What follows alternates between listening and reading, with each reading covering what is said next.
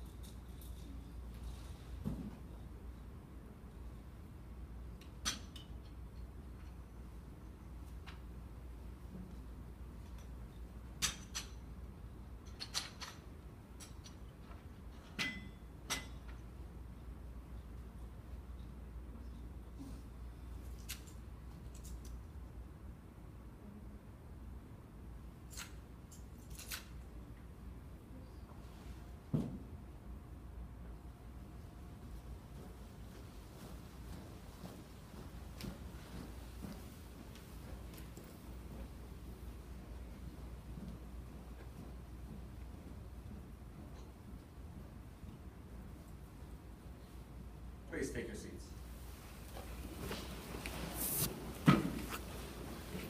Again, when everyone first came in, they received a folder. A blue folder has a Congressman Renacci sticker on the front of it. On the left side is the guide to applying for nominations from Congressman Renacci, a higher education and federal student aid guide, nomination comparison sheet that goes into the different Senate offices and the congressional offices. Military academies frequently asked questions, today's PowerPoint, and my business card on the left side. On the right side, you will see the Academy Day card advertising this event, but on the back side, it also has the nomination comparison as well. Senator Portman and Senator Brown's office do a bunch of events across the state going over their nomination process. That sheet is in there as well, and the candidate fitness assessments in there, along with DoD MERG, your medical exam, frequently asked questions on it, and the waiver process. Now, we will begin with the 5-pointed star.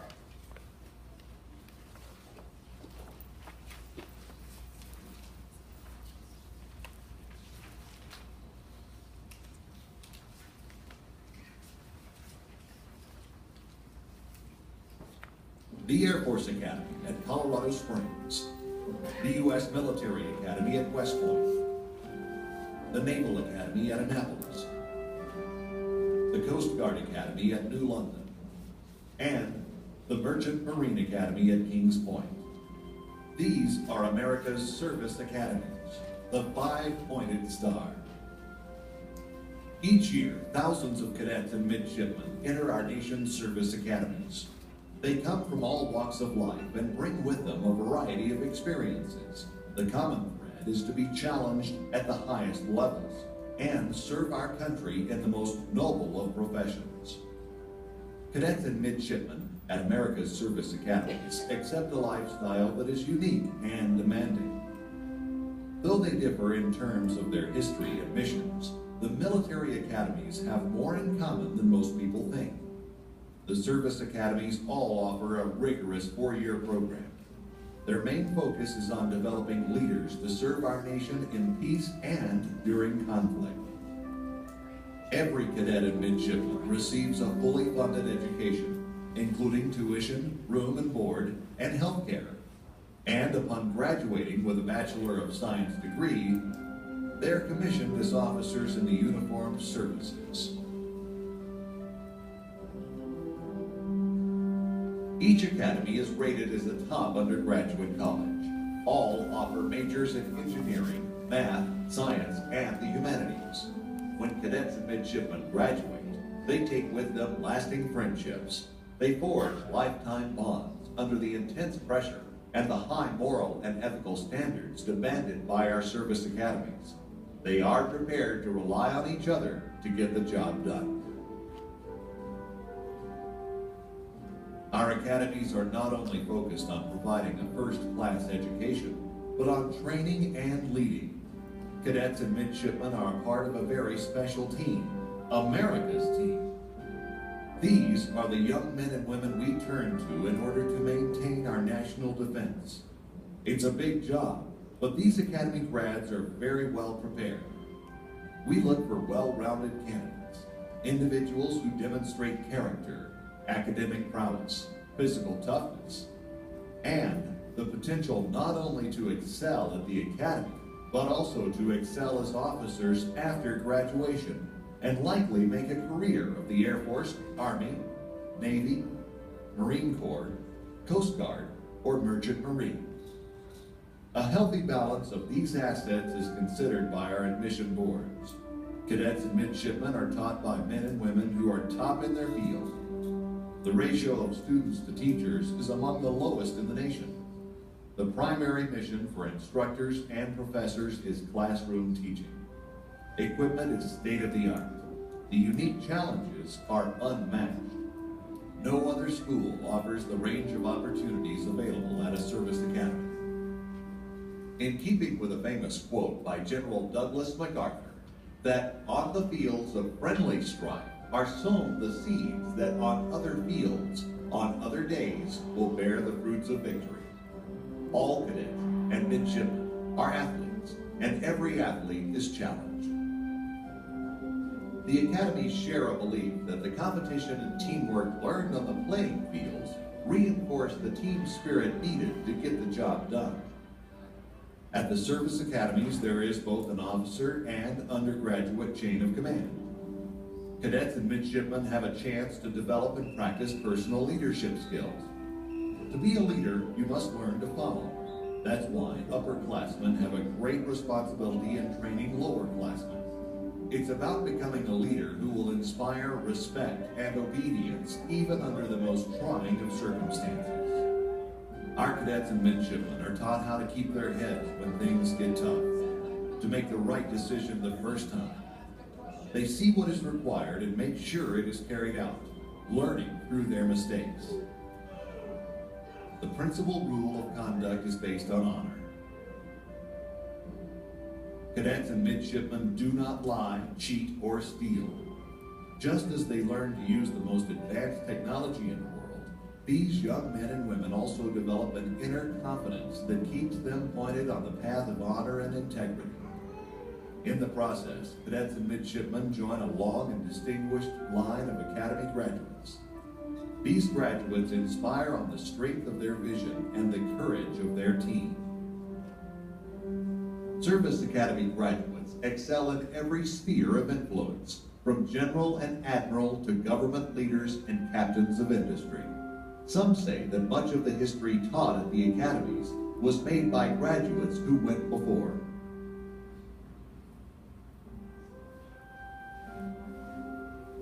Our country expects a great deal from our cadets and midshipmen to make them the best in their chosen field. Academy graduates prove worthy of this assessment by the way they perform their postgraduate service opportunities. It all comes down to this: with those who want to reach their potential, they have the help they need to find it. America's Service Academies, the 5-pointed star.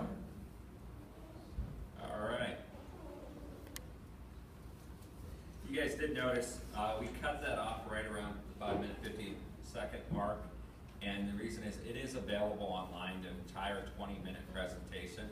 The next part leads into the service academies and information on the service academies, but we have them all here, so you will have the opportunity to speak to them all. is, as the video would start to go into, the United States Military Academy. Again, these are 2013, 2014, zero cost, but it's also one of the top colleges in the nation. I think United States Naval Academy, Air Force Academy, United States Merchant Marine Academy. How many of you guys have heard of the United States Merchant Marine Academy? That's awesome. That's a good start. We're going to go into a couple things with them here in a little bit. United States Coast Guard Academy. And now for the PowerPoint. All the key points in this PowerPoint will be marked. Just let you know when you see that. That's just an important fact to kind of remember or to make a note on. Each congressional office, we have our own deadlines. You will notice that they are early. Congressman Gibbs has the latest deadline, 12 October. This is when nominations are due. You need a nomination to get into a service academy.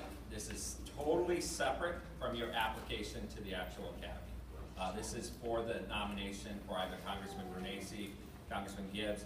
I imagine some of you are from Congressman Fudge's district. We are close to it. Unfortunately, they couldn't make it out. Senator Brown's office and Senator Portman's office share 21 September as their due. Okay. Couple notes on this. That is what's on the back of your card, and it is also in your folder as well. Keep this handy. You can use it as a checklist to highlight things as you're applying for the nominations, because you want to apply with your member of Congress and your 2 senators. You need to apply for all 3. Okay. Congressional nominations. To be considered for an appointment to a service academy, an applicant must have a nomination from an authorized nominating source. Okay. You also, in addition to congressional nominations, you have service nominations. That could be, again, service-connected disabilities. It could be members of the military service or affiliated programs. You can also request presidential nominations. Know that, and we'll go into it further here, that we get 5 slots every 4 years. We can only nominate 10. Same thing with the Senate office, who has the entire state. They can only nominate 10 per service academy per slot, as well as the vice president. So you got to think, if you're applying for that, you're competing across the nation. Okay. As we go into this 2016, we had 20 offers of appointment. 2017, I believe it's 14 offers of appointment. This is still true for 2018. We have 2 slots, United States Military Academy, 1 slot Naval Academy, 1 slot Air Force Academy. So that means we can only nominate 10 individuals to the Air Force Academy, 10 individuals to the Naval Academy, but we can nominate up to 20 to the U.S. Military Academy, West Point. Merchant Marine Academy is a little different. They take 8 across the entire state, and Coast Guard Academy, of course, doesn't need nominations. These are a little bit legal requirements. 1 April to 1 October. You'll notice 1 October is on the weekend. Again, we always set it as 1 October. That's the following Monday. That we do. To apply for our office, you have to be a member of the 16th Congressional District, unless you are applying for a nomination to the Merchant Marine Academy, which is statewide. Nomination procedures. We have an application. We have the high school transcripts, ACTs, personal statement. Please write your own personal statement. Okay? There's nothing worse than sitting down for the board interview, asking you why you consider John Adams the greatest president of all time, and guess what? You don't know who John Adams is. So it's great that your parents were willing to help you. This is a candidate-driven process. You need to be doing it. Okay? 2 letters of recommendation, the resume. If you have trouble writing the resume, the reason the application is the way it is, it'll actually help you write a resume. Every high school student should actually be able to write a resume as they're going out into the future. Okay. Our application form, it's a long link on there, but know if you Google Renacci Academy nominations, you can get the application form, frequently asked questions, and some other documents.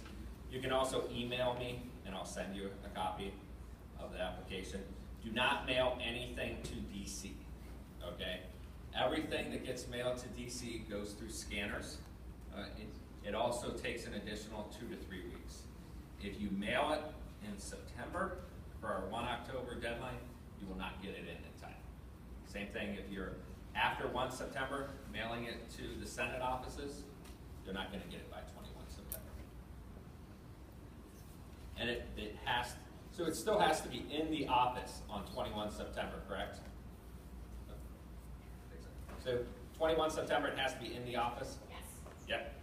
So that's why you never mail to DC. High school transcripts, unfortunately, online printouts are not acceptable. That is just because someone tried to change those. It's easy for us to verify a lot of this information, so no, it's also an integrity issue when you are turning it in. College applicants will include their high school transcripts and their college transcripts. That will have the fall semester. However, high school applicants should have their completed junior year. ACT, SAT scores. The Academy Super Scoring is a great thing. It means that you can take the ACT up to 12 times. You focus 100% on math the very first time, you get a 34 in math. Next time you take the ACT, you get a 22 in math. Well, guess what? The Academy looks at that 34. So we get a lot of candidates who have composite scores in the 34, 35 range. Reason being, they focus on one category at a time, and they take the ACT multiple times, SAT multiple times. Now, if you're also looking at other colleges, no, not every school super scores, however, your service academies do. Again, your personal statement, go back and write this statement from the heart. Write it as an individual. Why you want to serve, what the challenges are, what your desires are. Because it is, it's about you. When we do our board interview, a lot of our questions are based off what you said in your personal statement. So know what you said. Actually, before you come into the interview, read your own personal statement again, since you wrote it, even though you wrote it.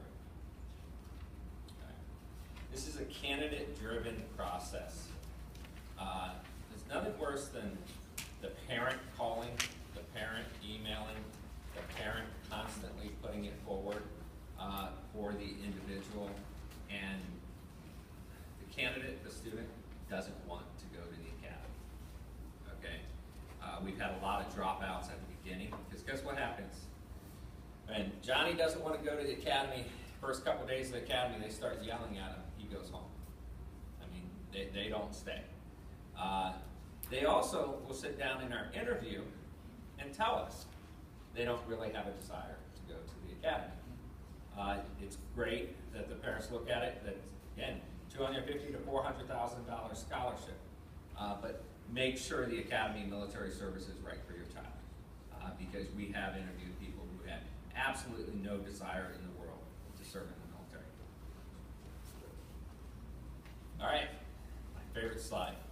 Be confident yet humble, and I will read this. Ever since I was a little boy, I knew deep down that I was destined for greatness. It could have been becoming president of the United States, being a pitcher for the Cleveland Indians, or being the quarterback of the Browns. I believe that God chose me on this earth for a reason more than just being an average person. Okay. That was the start of someone's personal statement.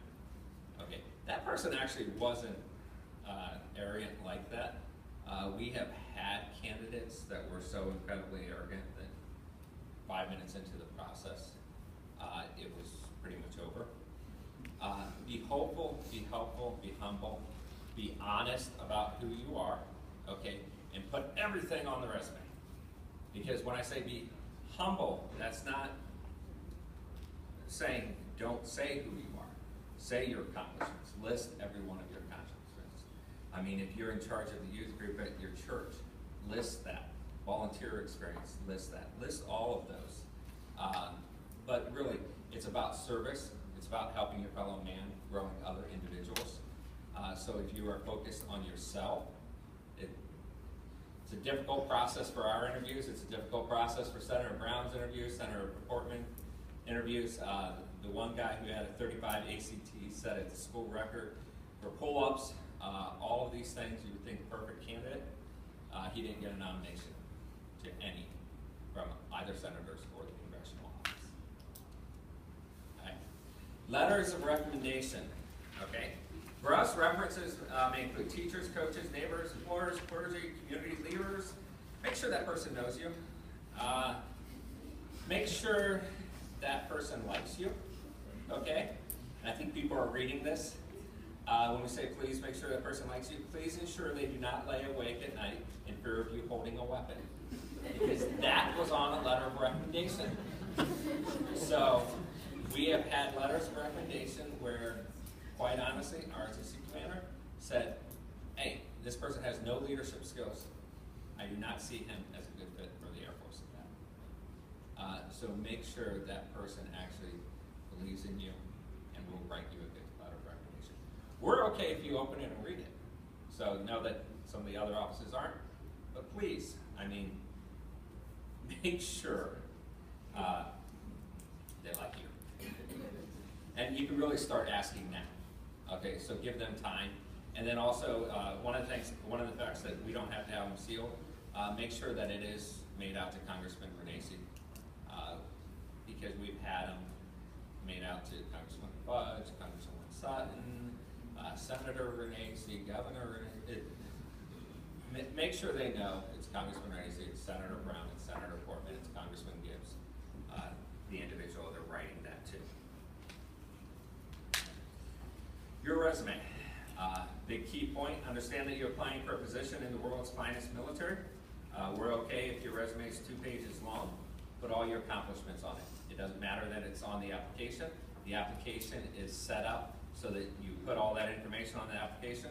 You should be able to transfer that to a resume. And then you will always have that resume, even if you do not get into the service academy. Okay? And it's your opportunity to show that you're a qualified candidate. It's your opportunity to really show the board, because we will ask questions based on your resume. It'll let us know what you've done. Personal interview. Okay, this is a formal interview. Right? We utilize a score sheet, which you're going to see in a couple slides. We'll score each candidate. Please dress for the interview. We have had people show up in jeans for the interview. Know that you're interviewing for a formal board. Okay. It's basically a 15-minute interview. It's a very quick interview. Again, you may not get out, be able to articulate everything you want to say, but we will go into key points of service and how you serve the community. Right. Do dress professional. Arrive 10 minutes prior. Be positive, be confident. Know what you submitted. Review your personal statement. Practice the interview with the parent guardian. Be able to articulate why you are a qualified candidate. Do not be arrogant, be unprepared. Insult teammates, other candidates, or anyone. Put others down to elevate yourself. Arrive late, be rehearsed. Give textbook answers. When we talk about that, do not insult Vietnam veterans in the first part of your interview. We've had that. Where the candidate said that Vietnam wasn't a real war, and his desire to serve was altruistic to himself, and it never works out when you're insulting others to lift yourself up. You can be confident on yourself without tearing others down. Okay. Personal interview questions. These are questions that we ask. So know that, quite honestly, you come in, you should know them, that we are going to ask them. Define leadership and give an example of a leader that you look up to. Do not say Adolf Hitler. There's a lot of things in here that you would think, wow. But yes, someone did say Adolf Hitler in an interview. When we asked them who was the greatest leader of all time, they said Adolf Hitler. He didn't get into the academy either. Tell us about the impact your community service at XYZ nonprofit had on you. You are applying for military service. You are applying for service to the nation. We do expect you to have service to the community. I mean, that is a big thing. Okay? And why do you want to serve in the United States military? Again, this goes back to the candidates who do not want to serve, but their parents want to push the issue. Okay? they'll answer that question and let us know if they don't answer it. All right, our interview score sheet. It's probably going to be about the same thing. Junior ROTC, guess what? You get 5 points. We also, in that packet, was the congressional award, and information's at our table for it. We get bonus points for that. Bonus points for Eagle, Scout, and I think that's about it.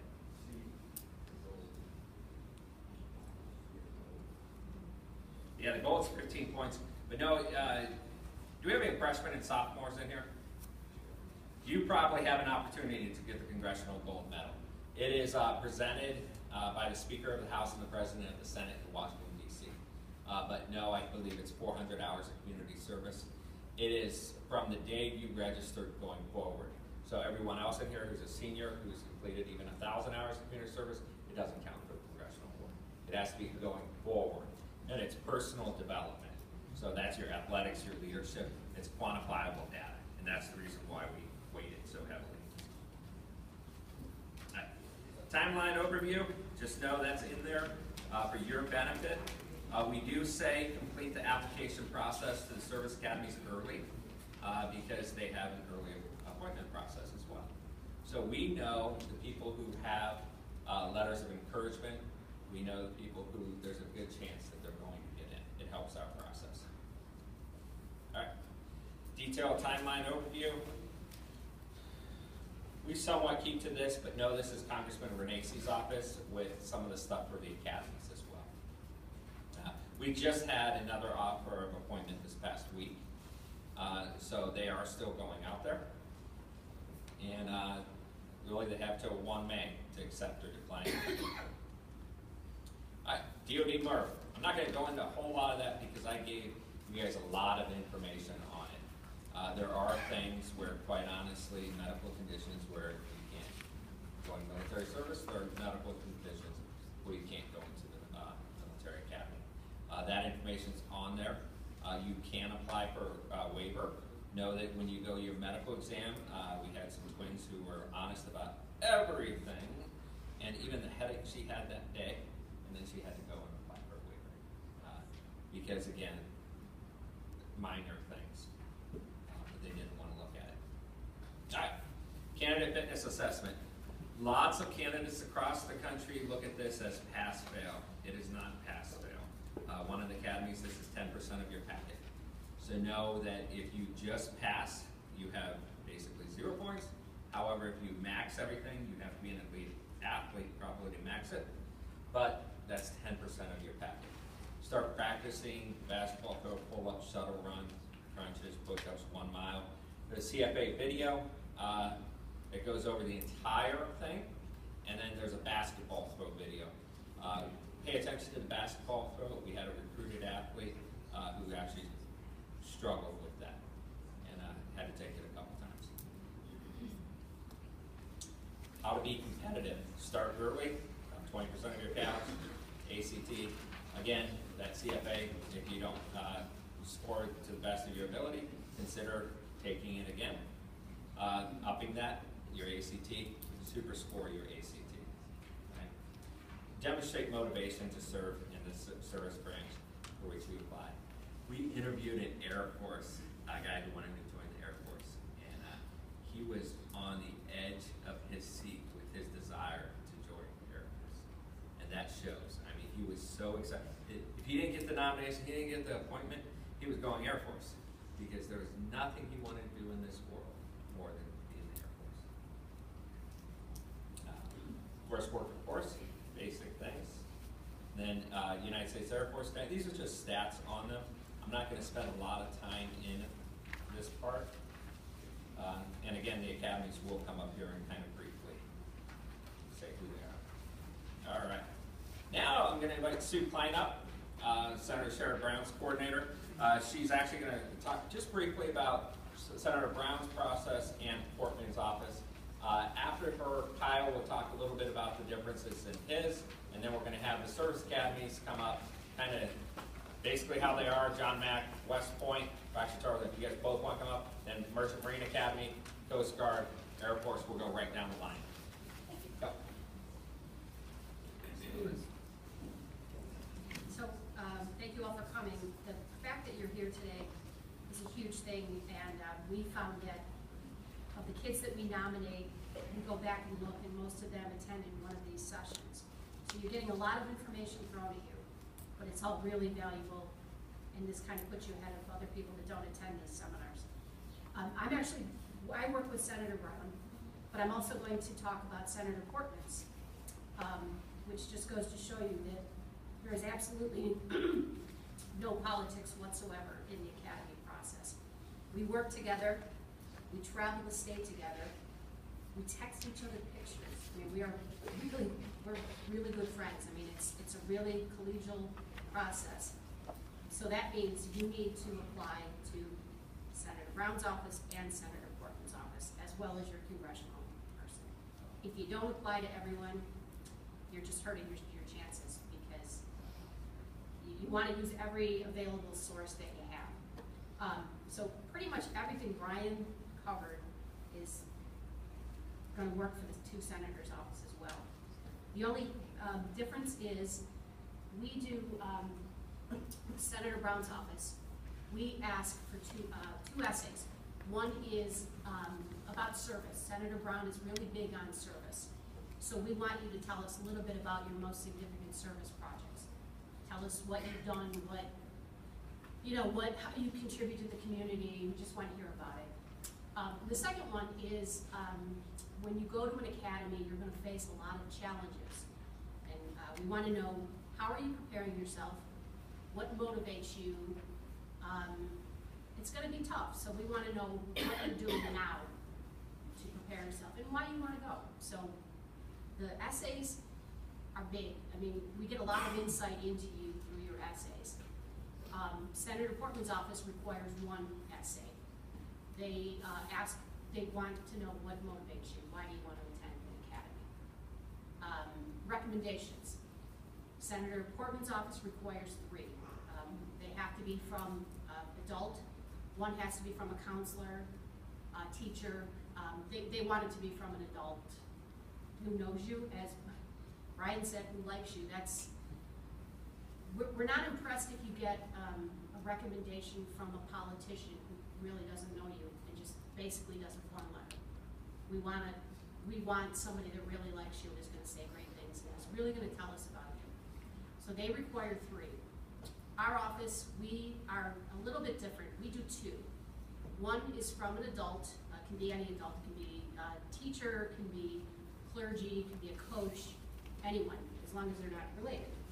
And the second one, and this is my favorite, we require one from a friend. So the thought behind that is if you can get an 18-year-old to write a letter for you, you're probably doing something right. So, and they're my favorite letters to read. The best letters I get are from the friends. And they really tell us about you, and we get more insight into you from your friends. The deadlines Brian covered. September 21st, it's a hard, fast deadline. I mean, there's no bending on that.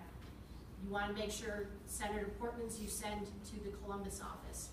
Do not send it to Washington. As he said, do not send anything to Washington. It will be delayed. I'm in the Cleveland office, so you want to send it to me in the Cleveland office. Senator Portman's application, as is mine, is online right now, so you can go to our websites and download an application. Mine is a little bit different. Senator Portman's you can send in piecemeal. They'll accept bits and pieces of the application. You can send it as you go.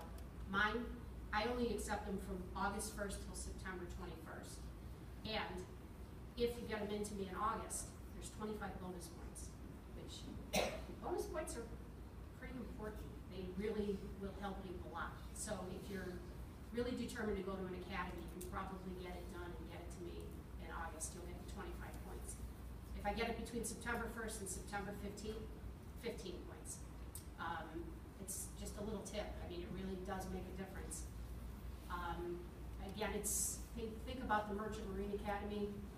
We only had, I think there were only 54 kids from Ohio that applied, and we're nominating 10 kids to each academy, so it's really something you should think about. And I have some information back there. I have Senator Portman's applications. I have some information from Senator Brown's office. please stop by, ask me any questions you have. Happy to talk to you guys, happy to help, and we're doing, I have a list, we are doing seminars all around the state. So I've got a list of the dates that we're doing ours. So if you want to attend one of ours, we'd love to see you. So, thanks.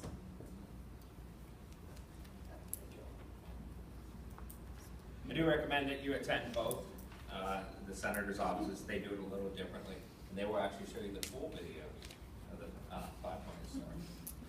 All right. Oh, actually, we got Kyle. He's Congressman Gibbs' office. His purpose is similar to ours. He'll go over that briefly. He actually came over from our office as well.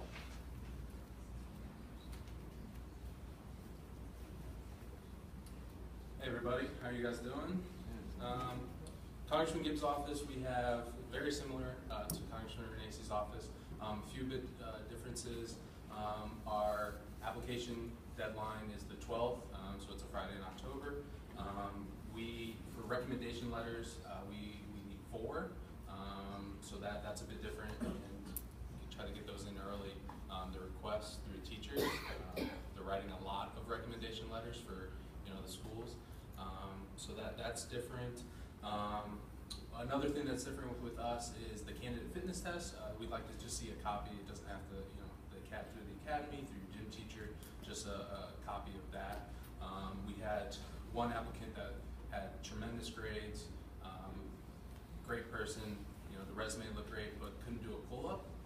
So that's probably going to be an issue when you attend the academy. So we'd like to see a copy of that. The essay, just 500 words approximate, just on your characteristics that you think will make you successful at the academy. I know we don't want a peer review or anything like that. It's just your own essay, 500 words, and like Brian said, it's very important to be honest with yourself. It'll definitely come up in the interview. I don't want to take up too much of your time. It's very similar to the other congressional office. One thing I will say is please check on the House website what district you live in. Just this year we had a person apply through Congressman Renacci's office, comes back that they're actually in our district and it was past the deadline. So please, we didn't draw the district lines, but please check. It's different than the senator's offices, and so they can be pretty tricky. So that's all. And if you have any other specific questions about our process, we have a lot of Stark County. If you guys are from Stark, so please, I'll be here. Ask me any questions. Thanks. Thank you. And now quickly, we have West Point come up here to tell you a little bit. And John comes back in. He probably graduated from last year or so. And Charles is here from West Point as well. You guys will understand that if he comes back in, it comes up here.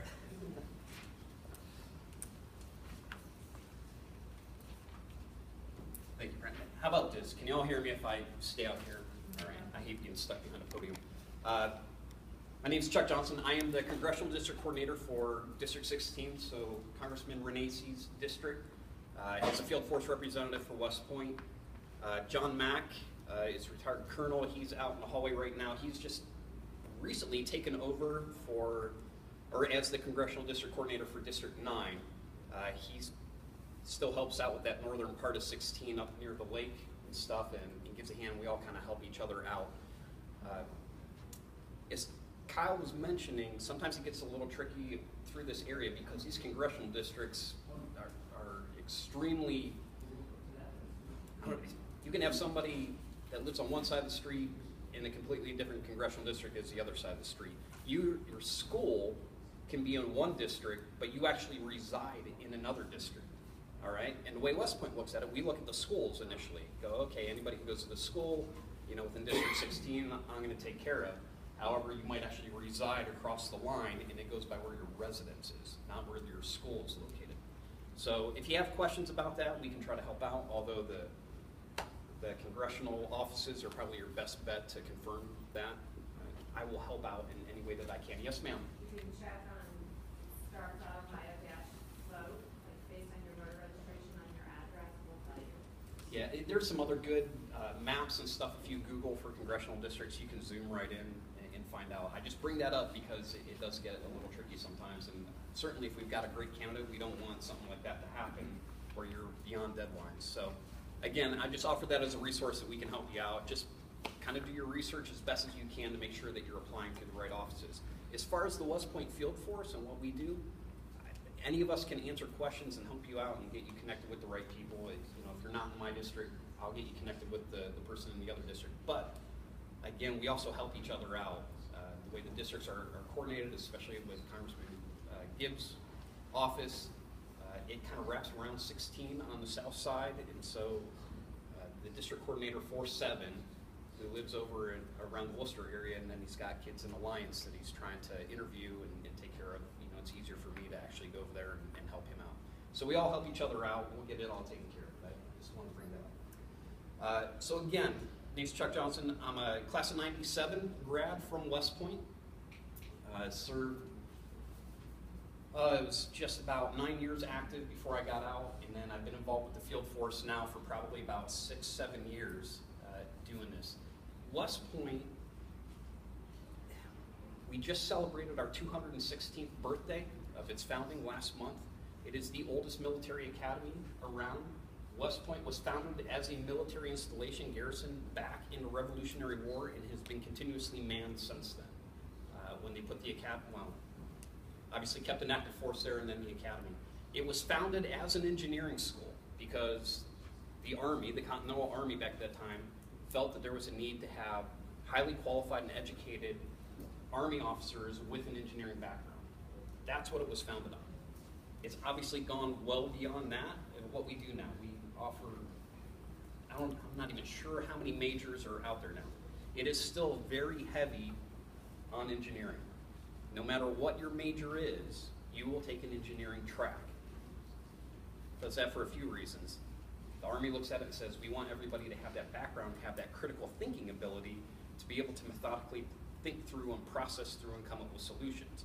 Doesn't matter what the rest of your education is, that is something that's going to be absolutely critical of being an Army officer out there as you are faced with various challenges and obstacles that you need to overcome. So it all fits in. Some of the other stuff that you go through, if you go to the academy as a cadet, you go, I don't understand this, I don't know why I need to do this, or why I have to memorize that, and be able to remember all these different numbers of days to different things. Again, there's a purpose to this whole thing, and it's, as an Army officer, you're required to know who your people are, how much food you have, how much ammunition, how much all this other stuff, and be able to recite that and keep that in mind, because that all comes into your planning for your operations, all right? So there's a purpose to all these different little things that are like, that's just a weird, really weird tradition or something that we go through, but there is a purpose through it all.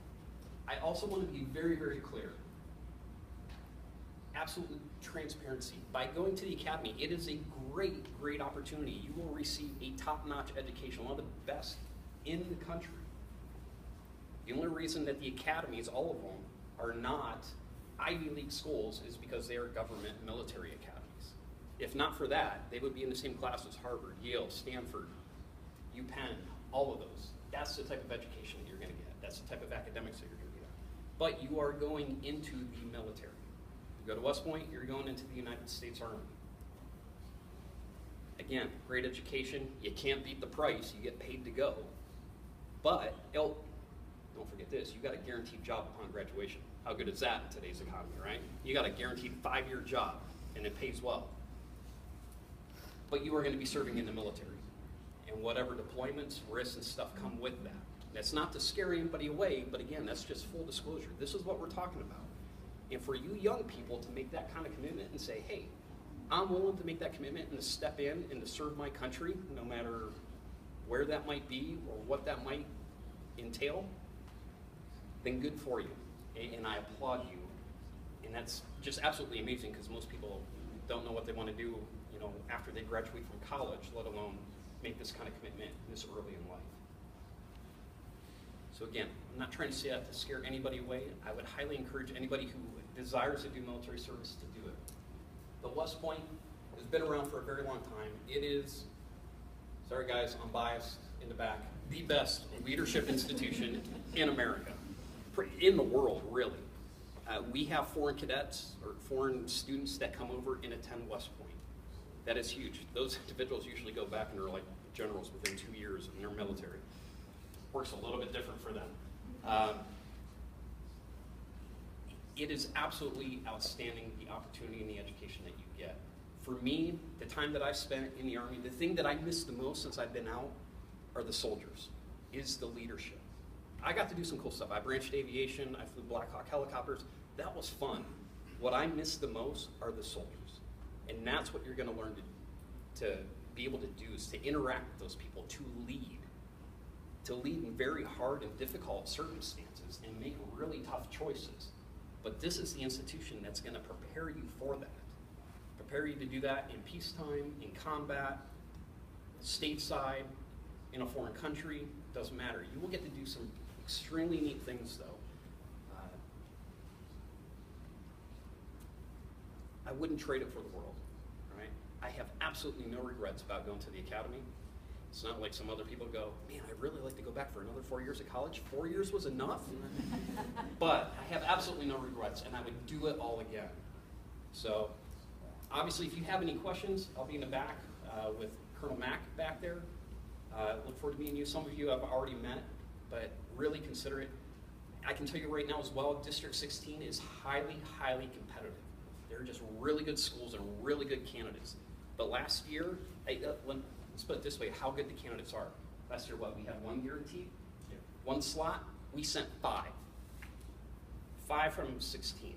That's because those guaranteed 1 slots or 2 slots, you know, per year that each congressman and senator have, that doesn't fill up a class. Once you get those individuals plugged in, then there becomes a national waiting list. So off that national waiting list, we sent 4 more out of our district, which is insane. This year, we've got 3 going right now. There are more kids from Northeast Ohio at West Point than I think almost anywhere else, except maybe Texas. I don't know, they're kind of big. But it really is amazing, but it says a lot about our schools, it says a lot about our education, it says a lot about you young people and the type and caliber that you are. I also say that because it is highly competitive. So all these different tips that you're hearing here, get your packets in early, retake the SAT or ACTs over again, super score, do all of those things because it's going to be critical that you do that you remain competitive. There's something else that I was going to lead into, but I can't remember it. So if we talk one-on-one, I'm sure I'll have it at that time. Again, I'll be here as long as necessary to answer questions, but thank you for your time and look forward to meeting more of you. Thank you. Next, we're going to have the United States Merchant Marine Academy. We like to say it's our favorite academy. 8 appointments in the entire state. You have several people coming up here. We also have a mom here from a candidate who's, Ms. Hercules is here as well. If you want to ask as a parent's perspective, you can ask her questions as well. These guys are going to the United States Merchant Marine Academy. Ensign George just graduated last year.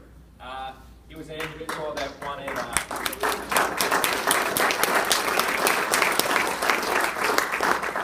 we went to the interview process. He wanted West Point and United States Naval Academy. That's correct. Correct. And then we talked about, if you come through our interview process, we will talk to you about the Merchant Marine Academy. And now they will. Thank you, Brian. Hi, my name is Dave Reese, 1985 graduate of Merchant Marine Academy. I have John Zuckel, 1987, and just introduced Chris here, and mother of a plebe back there, freshman, Shannon. They just got recognized this week. Oh, I'm sorry, they got recognized. Midshipman, not a plebe anymore, something like that. Whole new language to pick up on the academies. Happy to be here today. We have a nice cross-selection of help. Merchant Marine Academy. So I'm sure, figuratively speaking, most everyone is scratching their head right now. What the heck is the Merchant Marine Academy? Brian had asked you earlier who's heard of it. If you raise your hands, that's fantastic. One of the things we call the Merchant Marine Academy is the world's best kept secret. Chris's story is not unlike many of Kings Pointers, Merchant Marine Academy guys and girls. By the way, we're the first academy to accept women. Is that they were looking at the other schools because that's the ones you hear about. Personally, I was interested in the Naval Academy. They through the process working with my congressman, learned about the Merchant Marine Academy and applied for that as well. So just a quick background on what it is. Don't worry about it. I've been explaining my whole adult life what the Merchant Marine Academy is. 1936, the Merchant Marine Act of 1936 was passed by the federal government. They realized that a strong, competent, and safe merchant marine was vital to the country's interest economically as well as militarily. 95% of the goods in the world, every time you pick something up and it says made in China or something, that went by ship. 95% of the goods. So they're not coming by airplane, they're not coming by ground, no, that's coming by ship. So you need a merchant marine, or you need those civilian ships. You need those ships that are privately owned by companies, private companies, that carry cargo. Could be crude oil, could be cars, could be anything, container ships with full of goods. And like I said, the federal government realized that they needed officers to man those ships and to run those ships to be safe. And in time of war, we've become an arm of the Navy and defense of the country to help get those troops, those boots on the ground overseas, as well as their weapons and tanks, etc. So that's also another reason why we're kind of consider us a full-time ROTC school in some ways.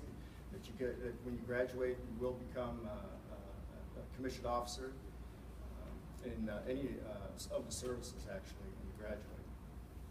So anyway, going back to the Merchant Marine Academy, 1936, we opened for business in 1942. The government bought the Walter Chrysler of Chrysler Cars estate. It's on the north shore of Long Island in the village of Kings Point. That's why we call it Kings Point, just like Annapolis is the city of Annapolis, and West Point is the military academy. We call ourselves in the city, in our school, Kings Point. It's a regimental system. You're going to wear a uniform. You're going to look like a Naval Academy guy. Yeah, that's right. And you're going to march. You're going to do all those military types of things, and go to school. So you'll go to a 2-week in-dock or boot camp. You'll begin school.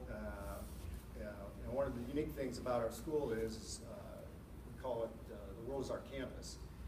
It literally is our campus because half of your sophomore and half of your junior year, you actually go to sea on those merchant ships I was describing. The container ships, the roll-on, roll-off ships, the freighters, tankers.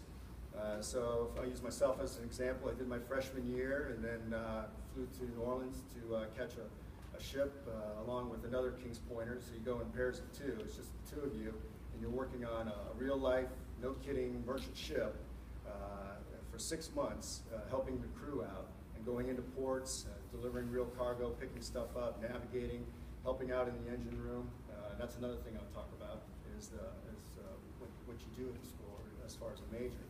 But you spend 6 months doing that on various merchant ships, literally going around the world. You come back to school, go to back to Kings Point, spend 6 months, and go back out to sea for 6 months. And then in my case, came back to school for the second half of my junior year and then my full senior year before graduating. Half of your class will disappear for your sophomore and junior years. You don't get to see them again until senior year because you're on opposite rotations. So the world is our campus. It really is.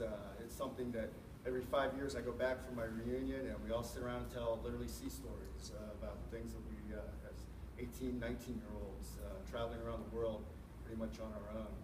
It's an incredible experience. You learn a lot of responsibility, get a lot of responsibility, and leadership is just incredible.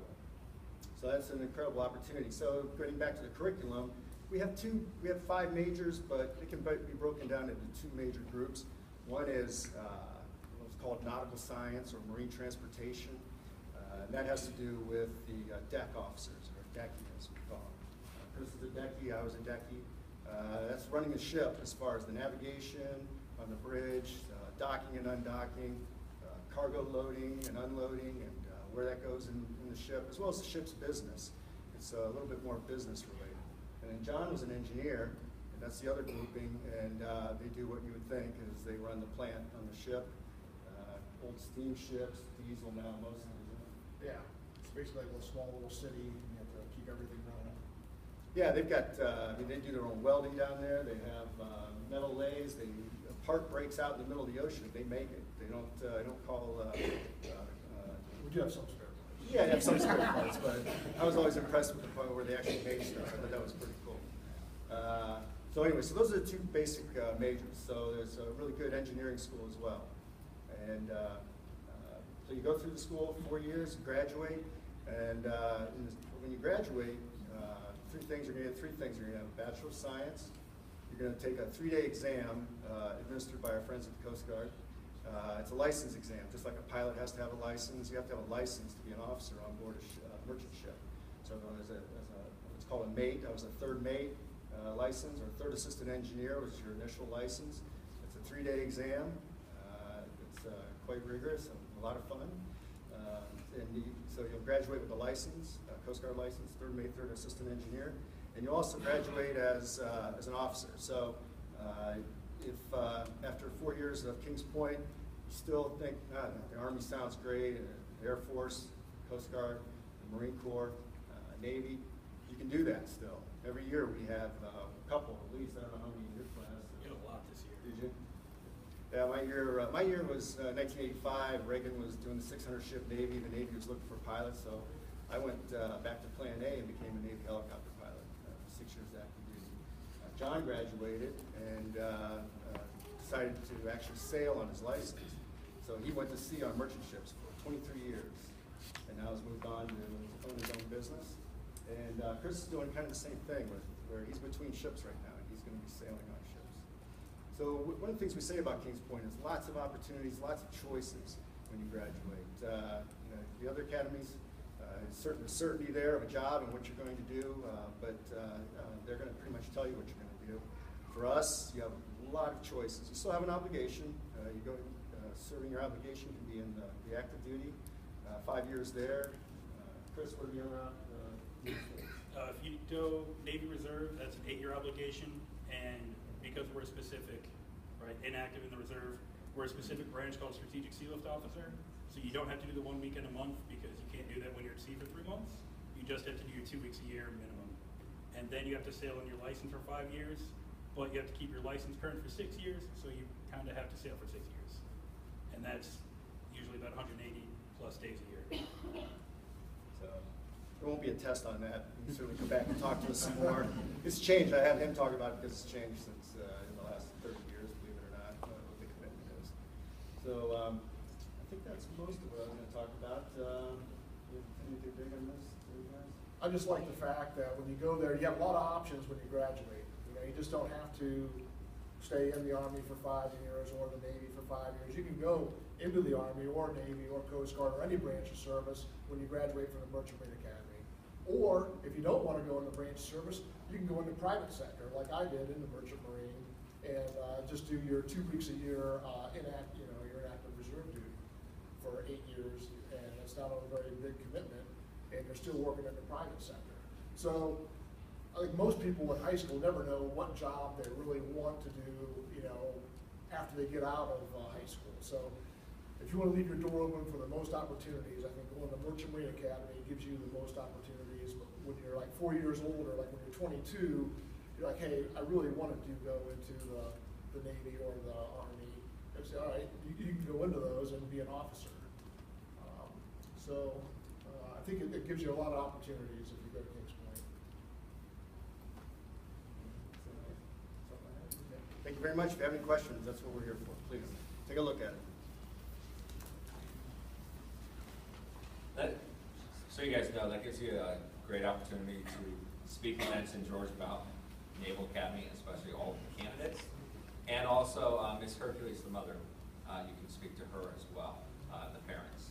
Next up, we will have the Naval Academy.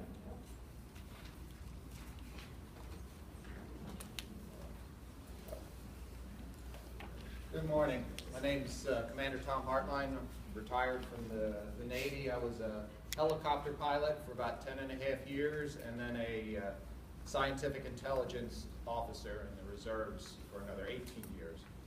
I graduated from the Naval Academy class of 1981. Don't think I'm the oldest, but I'm one of the more older. want to talk to you a little bit, just briefly, about what the Naval Academy has to offer for those that might be interested. The one big thing is not everybody, even if you think you know what you want to do for the rest of your life, that may change. One of the things the Naval Academy has for you is the opportunity to do just about any type of warfare specialty you can think of.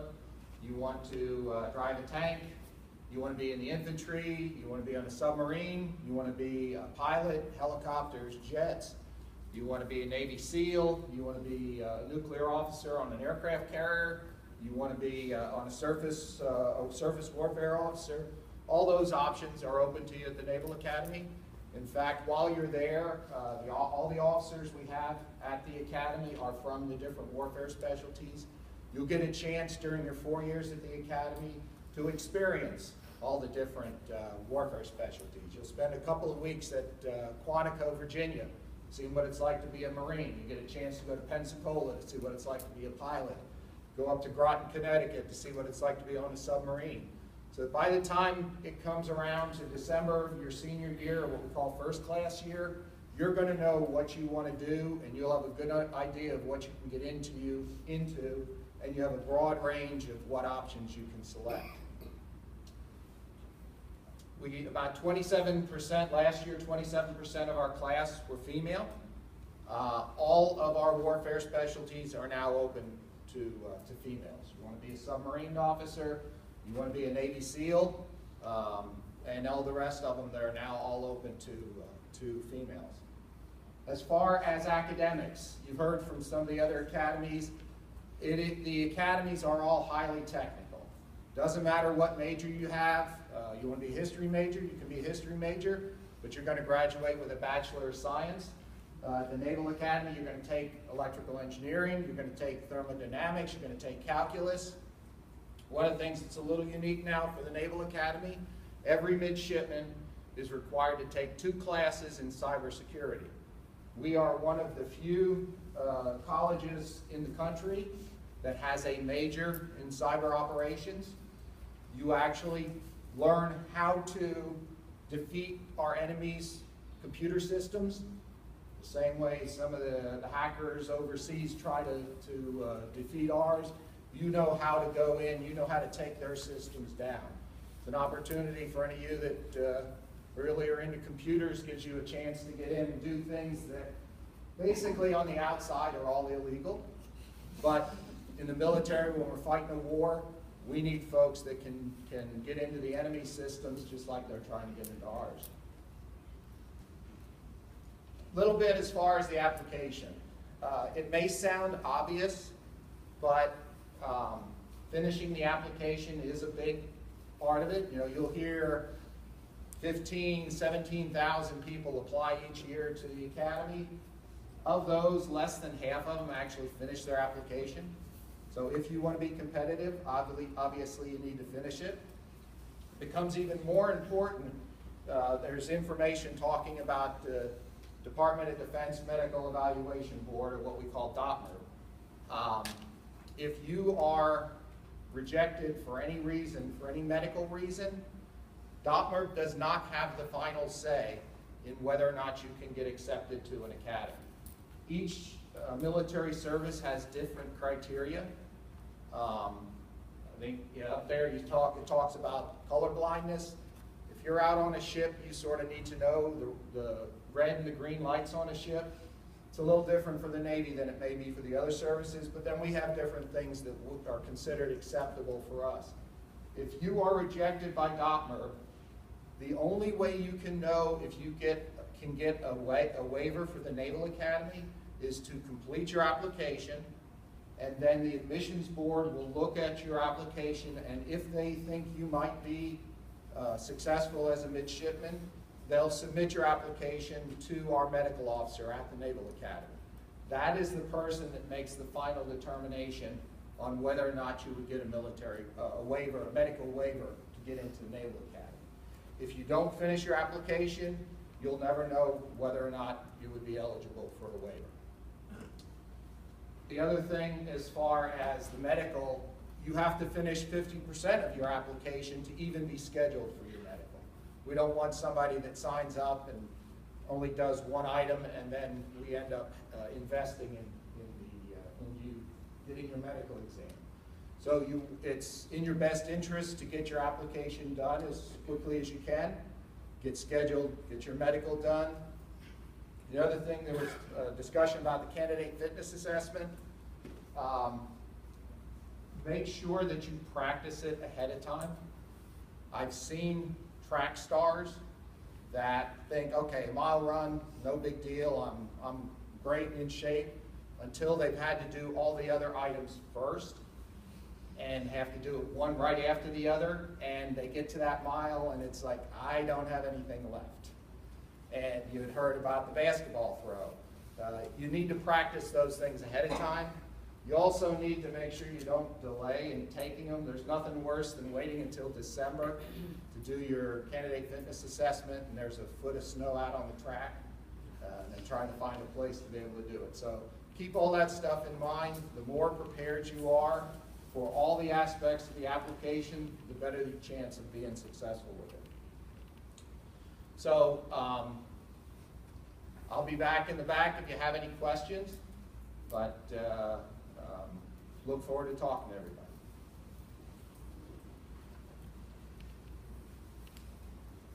All right, next we'll invite up the United States Air Force Academy.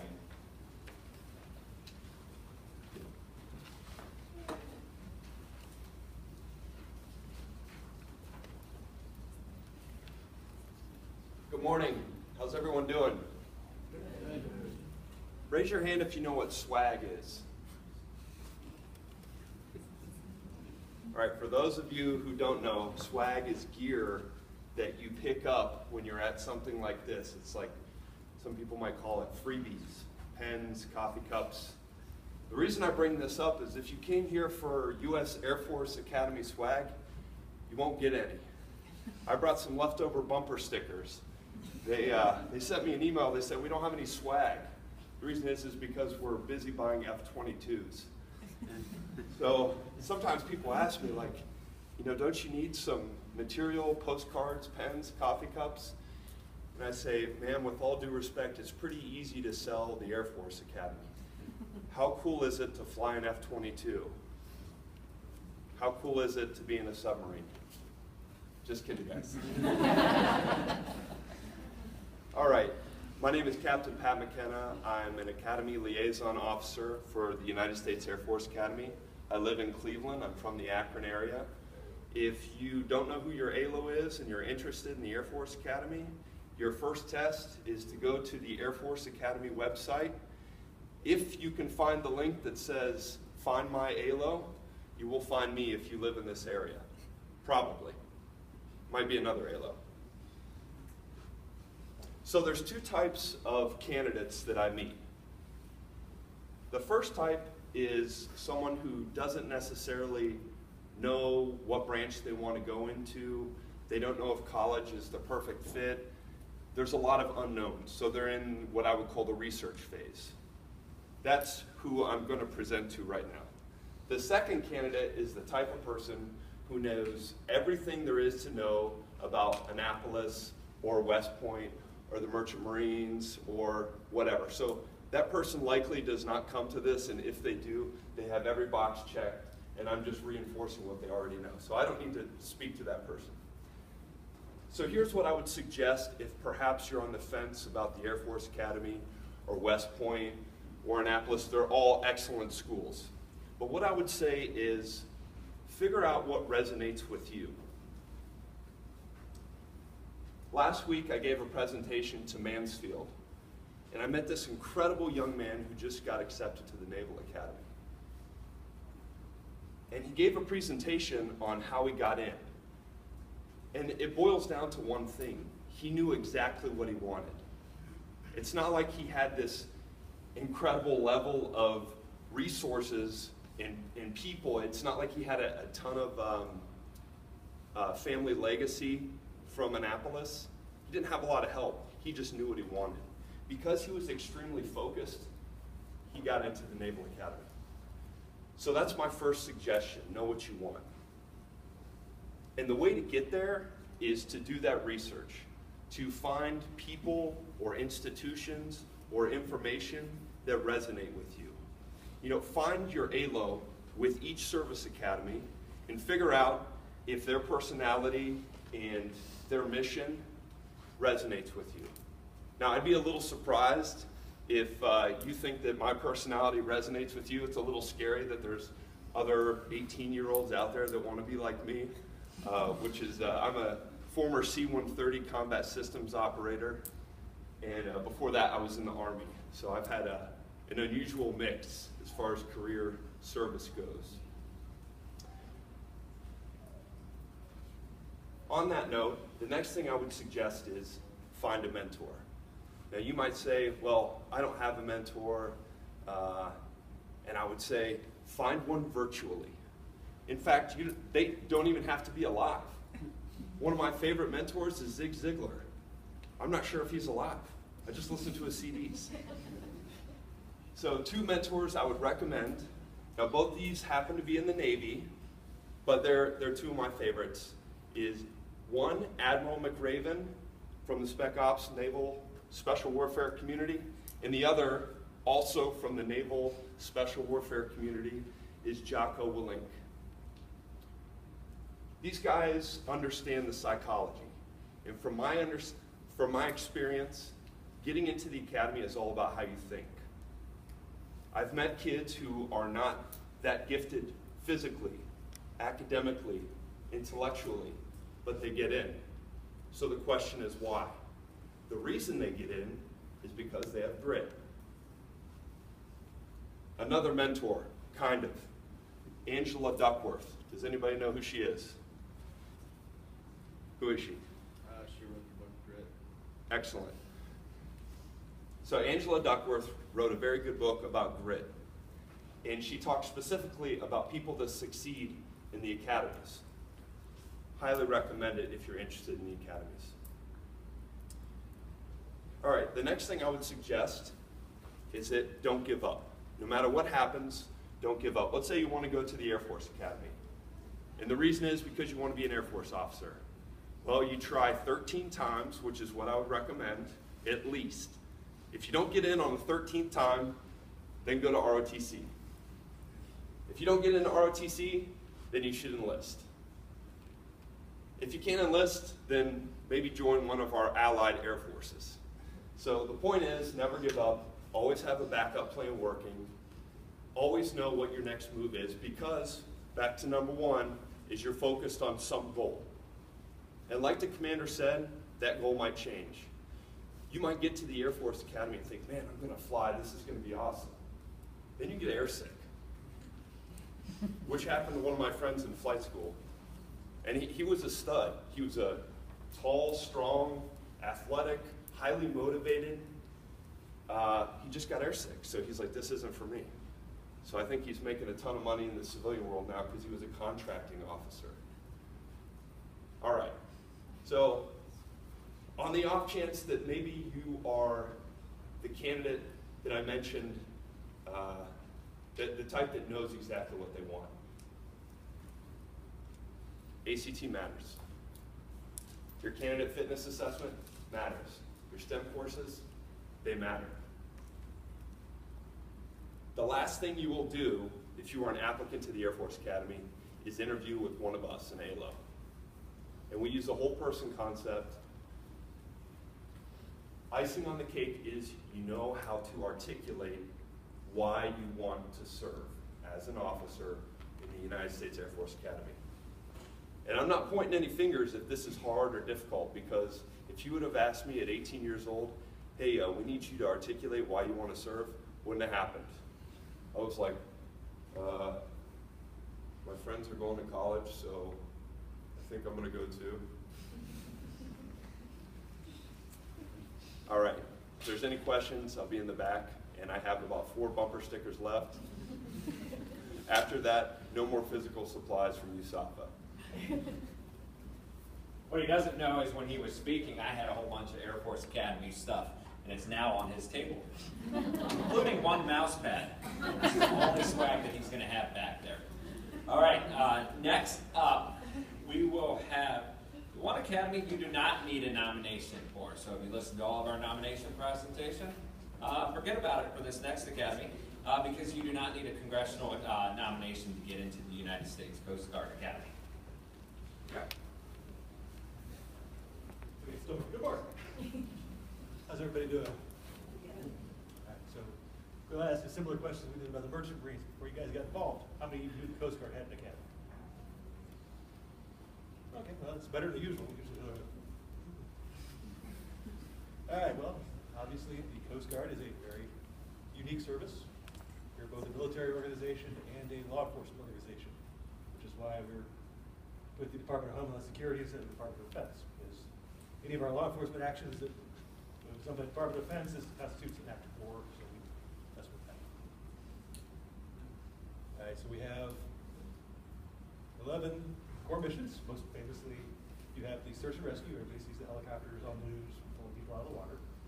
We do counterterrorism. We do pollution control, fisheries, environmental, things like that.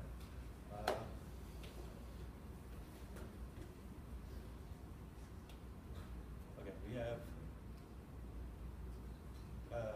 40,000 people in active duty. We are smaller than the New York City Police Department. So if you take that 40,000 active duty personnel and you stretch them over 96,000 miles of coastline, all over the world, we have a presence on all 7 continents. This size difference also makes us more friendly. If you take your dreams and the goals and stuff, what you want to do in the military, and we can work with that. And due to the needs of the service, we can pretty much guarantee whatever you want to do in the service, we can have it up for you. With the academy side, small service also is really nice. You get really small class sizes. We have an average of, in the first couple years, 20 students per class. When you get into your major programs, that drops down to almost 10 class, which means your professors and teachers really spend time working with you, helping you meet your goals, and get what you want out of the academy. We are primarily a Division III school. We have 25 sports that you can still have fun doing sports. We have 3 Division I sports. Those are pistol, sailing, and rifle.